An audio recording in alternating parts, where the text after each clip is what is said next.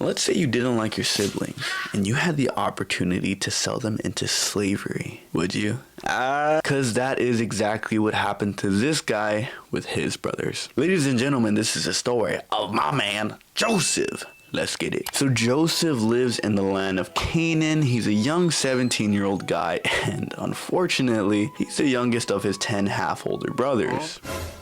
Okay, now I don't want to take too much time trying to say all the names of his brothers. Reuben, Simeon, Levi, Judah, Dan, Naphtali, Gad, Asher, Issachar, and Zebulun.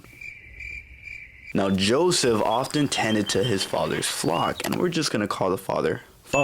But you see, there was a problem. Joseph didn't actually work for his father, he worked for his brothers. Therefore, Joseph would report some of the bad things his brothers were doing. And that is also why father loved Joseph more than any of his children. Well, technically, you'll see right now. You see, Joseph was born when his father was already old, which made father love Joseph more. And right now, I bet you're probably wondering, well, why does that matter so much? Well, here's the thing. The father had always wanted a son from his second wife, but God made her barren, which meant that she unfortunately couldn't give birth. But before they knew it, God would undo this, and the second wife would give birth to her first son ever, and she would name him Joseph. Also, if that doesn't sound cool enough, it took the father 14 years of hard labor just to be worthy of his now second wife. So one day,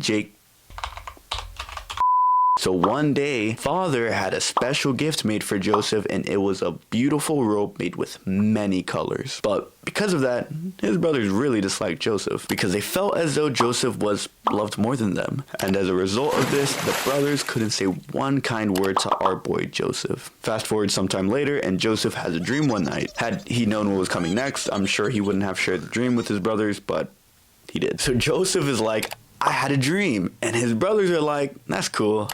Get lost. But Joseph goes ahead and tells them anyways. And in the dream, the brothers were binding sheaves in the field. Then behold, Joseph's sheaf arose and also stood upright, and all of his brothers' sheaves stood around and bowed down to Joseph's sheaf. This resulted in the brothers saying things to him like, oh, what?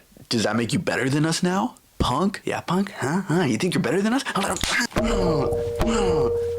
Ooh, sorry about that. I got carried away.